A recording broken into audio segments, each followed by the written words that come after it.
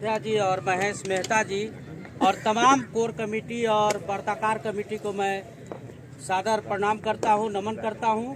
लेकिन एक बात मैं जरूर कहना चाहूँगा कि जिस उद्देश्य से और जिस उत्साह के साथ यह कमेटी बनी थी, वास्तव में यह कमेटी काम नहीं कर रही है। चाहे जहां भी कमी हो, उस कमी को दूर करने की जरूरत हो। चाहे यहाँ लाकर 2000 4000 रुपया लाकर तड़प करके हमारे टेट पास सहायक अध्यापक चाहे विसंगति को हो या संगति के लोग हो, ये तड़प करके मर जा रहे हैं। लेकिन इनकी बातों को दरकिनार करते हुए और काम वही किया जा रहा है साथियों जो उनके मन की मनमानी है। मैं तत्काल व्यवस्था को बदलने की बात करूंगा कि जो भी वार्ताकार कमेटी है, अगर सक्रिय रूप से उसमें भाग नहीं ले रहे हैं, या तो बैठक में आ नहीं रहे हैं, या तो वार्ता करने के लिए पहल नहीं कर पा रहे हैं, वैसे वार्ताकार कमेटियों को भंग करने की जरूरत है, हटाने की जरूरत है। चाहे काम करने वाला कोई भी साथी हो, हमें दोनों तरफ ध्यान देने की जरूरत है। या कोर्ट की मामला हो, या मंत्री से मिलने की मामला हो, या अभी सत्र की मामला हो, इस सब जगह हमें चौकन रहने की जरूरत था। लेकिन कोई दोष लगा दे रहा है कि हमें यह काम है। हम कहते हैं कि आज अगर कोई देश का पहले प्रधानमंत्री नेहरू जी थे, मर गए, तो क्या देश नहीं चल रहा है? अगर किसी का साथ समस्या है तो क्या नहीं काम होगा? काम होनी चाहिए। हमें समय कम था, इसी समय के चलते 29 को बैठक रखा गया था, जो 6 का बैठक था साथियों, और आज वह बैठक का फिर 6 तारीख का बैठक रखा गया। कोई नहीं आया, न प्रमोद जी आए, न मोहन जी आए। ये क्या दिवालियापन है भाई? मोहन जी, अगर प्रमोद जी के साथ समस्या थी तब संगठन में मोहन जी थे, उनको बैठक में उपस्थित होना चाहिए था। और उस जगह जो समस्या था, जो निर्णय बनता वार्ताकार कमेटी के साथ, उसका प्रक्रिया को लागू करनी चाहिए थी। यह मजाक का पात्र है। कभी नारायण महतो जी उस दिन बोल दिए कि हमने बहुत, आज के बैठक के बाद उतावले में तो बहुत सारे लोग बोल देते हैं कि हम विसंगति का मामला 1 सप्ताह में शट आउट कर देंगे और समायोजन का मामला मात्र 2 महीना में। झरीलाल जी और इनका कहना था। मैं इनको बुरा नहीं कह रहा हूँ, लेकिन अब मैं पूछना चाहता हूँ कि यहाँ जितने हम लोग आए हैं, क्या कमी हुआ? आपने कितना पहल किया कि आज तक यह 1 सप्ताह और 2 महीना कहाँ अटक कर रह गया? आप बोलते हैं, आज संघ के लोग बोलते हैं विसंगति के मामला, कुछ लोग बोलते हैं कि शॉर्ट आउट हो जाएगा, कोई मामले नहीं है। अरे भाई, मामला नहीं है तो लोग को पैसा नहीं मिल रहा है, वो भूखे मरने के कगार पर हैं, और आप बोलते हैं मामले नहीं है। तो फिर विसंगति का मामला वो हो ही नहीं पाएगा, समायोजन का मामला हो ही नहीं पाएगा। तो आपको हम संगठन के नेतृत्व कर्ता बनाए हैं और आप खुद निर्णय ले रहे हैं कि ये काम नहीं हो पाएगा, अब दूसरा विकल्प ढूंढना चाहिए। अरे यार, हमको रांची आना है तो हमको रास्ता का चतरा के बस पकड़ा दोगे? रांची आने की न बस में हमको बैठाओगे? मैं कहना चाहता हूं साथियों कि यह काम जो हठधर्मी के जो है नेता बनेगा तब काम होगा।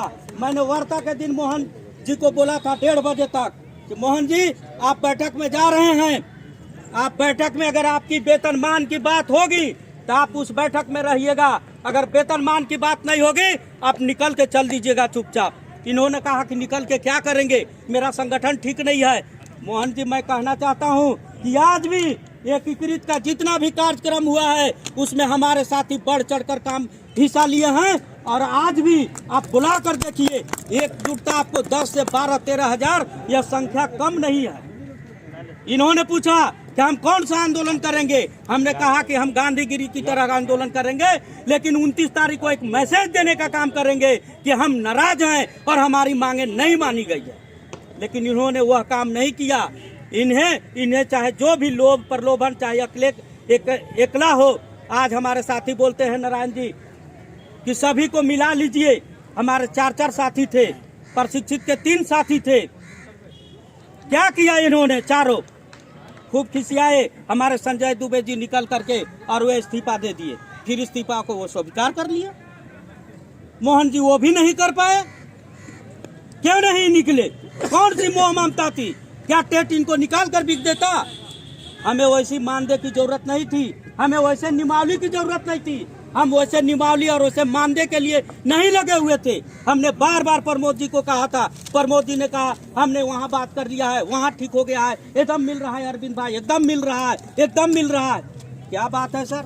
अब 14 की बैठक में आप क्यों नहीं गए? अहम बैठक थी, आप जिम्मेवार व्यक्ति थे, टेट पास के 2 प्रतिनिधि थे। बोलते हैं कि हो जाएगा, हो जाएगा, कैसे हो जाएगा? आज बैठ करके चाहे जय बजे रात बजे, आज जो है वर्ताकार कमेटी निर्णय ले कि कल से कौन सी प्रक्रिया वह शुरू करता है विसंगति और समायोजन के लिए, तब हम लोग, तब संगठन रहेगा। और नहीं तो यह संगठन की कोई जरूरत नहीं है। जैसे हम चल रहे थे वैसे चलेंगे, केवल फोटो खिंचाने, नाम देने। अगर कोई शिकायत लिख देगा, आपको अच्छा लिख देगा तो बहुत बढ़िया है अरविंद भाई। और कोई आपको अगर थोड़ा सा लिख दिया कि आज आपने गए और गलत नहीं काम करा सके, तब तो अरविंद भाई विरोधी हो गए। आप ऐसे कैसे समझ लिए कि अरविंद भाई विरोधी हो गए? मैं कहता हूं कि यह संगठन अगर है तो वह संगठन केवल टेट पास की रक्षा के लिए है और टेट पास के लिए काम करने के लिए है, न कि चमकने और चमकाने के लिए नहीं है। आज यहाँ बैठ करके 11 हमको बताएंगे, कुणाल दास जी कुछ लिख देते हैं, कहते हैं कि हम और सब लोग एक हैं। कैसे एक हैं जी? हम लोग नहीं देख रहे हैं। आज कोई बोलता है कि कोर कमेटी की बैठक की जरूरत नहीं है। कौन ऐसा व्यक्ति बोलता है कि कोर कमेटी का जरूरी नहीं है? जब भी वर्ताकार कमेटी रोड इधर उधर होने का काम करेगा, उसका इंडिकेटर का काम यह जो है कोर कमेटी का काम है। और यह कोर कमेटी बैठकर निर्णय लेगी कि आपको कहाँ चूक हुआ है और आपको कितना मेहनत करने की जरूरत है। हमें तत्काल जरूरी है। आप बोलिए, तुरंत बोलिए कि आप जिला से कितना पैसा चाहिए। आप बढ़िया वकील को लेकर के जब मंत्री बोला, कौन आदमी गए वर्ताकार कमेटी में से? कोई किसने पहल किया कि वकील का 4 लाख फीस है कि 1 लाख फीस है कि 1 रुपया फीस है? आप कौन जिला आपको नहीं पैसा दिया? आपने काम ऐसा किया? तुरंत बोला गया था। इसलिए हमें भी कहा जा रहा है, यह भाषण देने की जरूरत नहीं है। मैं भाषण देने नहीं आया हूं, मैं अपने नौकरी की रक्षा करने आया हूं।